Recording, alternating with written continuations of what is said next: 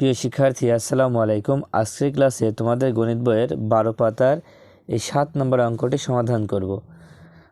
দেখো, লেখা আছে একটি বিস্কুট কারখানায় 150 জন কর্মচারী কাজ করেন। 1 বছরের ব্যবসায় তাদের 46,80,000 টাকা লাভ হলো। দেখো, একটি বিস্কুট কারখানায় 150 জন কর্মচারী কাজ করেন। তো 1 বছরে তাদের ব্যবসায় লাভ হলো কত? 46,80,000 টাকা। এখন 1 নম্বরে কি বলছে দেখো, কারখানার প্রতি মাসে কত টাকা লাভ হলো। প্রতি মাসে মানে কি? 1 মাসে। তো এখানে দেখো 1 বছরে লাভ হচ্ছে 46,80,000 টাকা। এখন 1 বছর সমান কত মাস?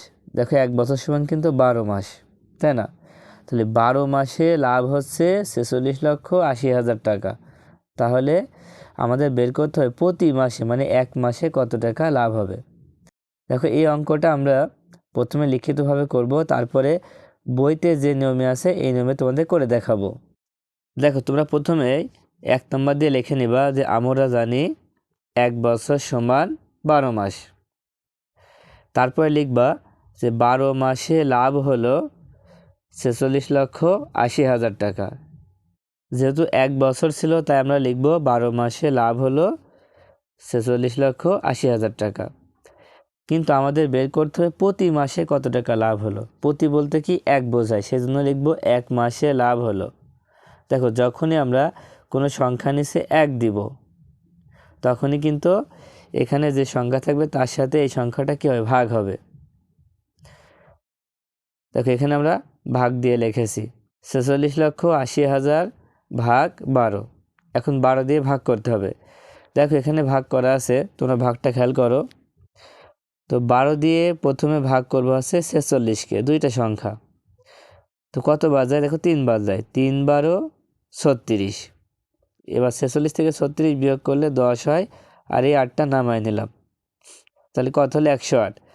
এবার 12 দিয়ে 108কে ভাগ করলে কত হয়? দেখো 9 12 108। তো এখানে তো মিলে গেল, তাই না?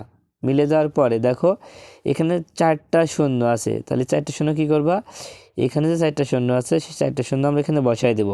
1 2 3 4। তাহলে এখন আমরা যা পাচ্ছি এটা হচ্ছে উত্তর। তাহলে আমরা কত পেয়েছি? দেখো 39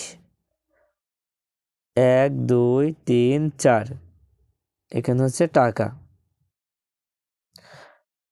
তাহলে আমরা লিখতে পারি যে প্রতি মাসে লাভ হলো 3,90,000 টাকা। তাহলে প্রতি মাসে কত টাকা লাভ হলো? 3,90,000 টাকা। এবার 2 নাম্বার খেয়াল করো, 1 বছরের লাভের টাকাকে কর্মচারীদের মধ্যে সমানভাবে ভাগ করে দিলে প্রত্যেকে কত টাকা করে পাবেন। তো দেখো 1 বছরে যে টাকা লাভ হলো এই টাকাটা যদি কর্মচারী বলতে কতজন, যে 150 জন কর্মচারীর মধ্যে যদি সমানভাবে ভাগ করে দেওয়া যায় তাহলে প্রত্যেকে কত টাকা করে পাবে। তো এটা করবা কিভাবে?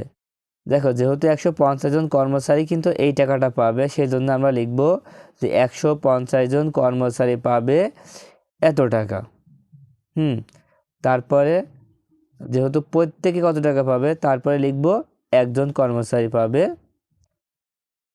যে এটার সাথে এটা আমরা ভাগ করে দিব। তো দেখো 2 নাম্বার দিয়ে আমরা লিখব যে 150 জন কর্মচারী লাভ পাবেন। কি পাবেন? লাভ পাবেন 46,80,000 টাকা। তো এখন তার নিচে লিখব একজন কর্মচারী, যেহেতু প্রত্যেক কর্মচারী কত পাবে সেই জন্য লিখব একজন কর্মচারী লাভ পাবেন। এই সংখ্যাকে 150 দিয়ে ভাগ করতে হবে। তো ভাগ করলে কত হয়? দেখো এখানে ভাগটা করে দেওয়া আছে, আমরা শুধু বোঝাই দিচ্ছি। দেখো, প্রথমে 150 দিয়ে 468কে ভাগ করতে হবে। তাহলে কত বার যায়? 3 বার যায়। দেখো 150 আর 3 গুণ করলে হবে 450। এবার বিয়োগ করলে কত পাবো? 18 পাবো। কত পাবো? 18 পাবো। তারপর এই শূন্যটা এখানে নামায় নিয়ে আসলাম, নামালে হচ্ছে 180। এবার 150 দিয়ে 180কে ভাগ করলে 1 বার যায়, তাহলে 150 অক্ষে 150। এবার বিয়োগ করো, বিয়োগ করলে হবে 30। কত হবে? 30। এবার এই শূন্যটা নামায় নিয়ে আসলাম। এবার 15 দুখানি 30। 15 দুখানি কি 30। যদি মিলে যায় তখন কি করবা? দেখো আর 2টা শূন্য বাকি আছে, এই 2টা শূন্য এখানে লিখে দিবা। দেখো তাহলে আমরা উত্তর লিখব 31,200 টাকা। তাহলে আমরা উত্তর লিখতে পারি যে প্রত্যেকে 31,200 টাকা করে পাবেন। এবার দেখো বইতে যেভাবে করে দেওয়া আছে, তো 1 নম্বরে আছে, দেখো এখানে বলা আছে কারখানায় প্রতি মাসে কত টাকা লাভ হলো।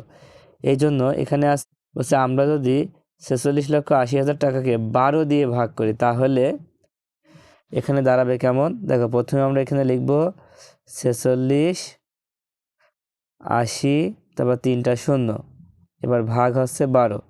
যদি ভাগ করা হয় তাহলে কত হবে? দেখো আমরা একটু আগে ভাগ করেছি, সেখানে আমরা পেয়েছিলাম কত? 3,90,000। কত পেয়েছি? 3,90,000। যেহেতু আমরা ভাগটা আগে করেছি সেজন্য এখানে আর করে দেখালাম না। এবার 2 নম্বর দেখো, এখানেও ঠিক একইভাবে বলছে আমরা যদি এই টাকাটাকে 150 দিয়ে ভাগ করি তাহলে কেমন হবে?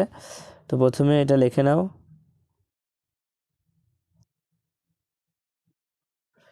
এবার 150 দিয়ে ভাগ করো। দেখো 150 দিয়ে যদি ভাগ করো তাহলে কত আসবে? 150 দিয়ে ভাগ করলে হবে 31,200 টাকা। তো আমার মনে হয় এইভাবে করার চেয়েও তোমরা লিখিতভাবে করলেই ভালো হবে। তো আজকের মতো ক্লাসটি এই পর্যন্ত। আল্লাহ হাফেজ।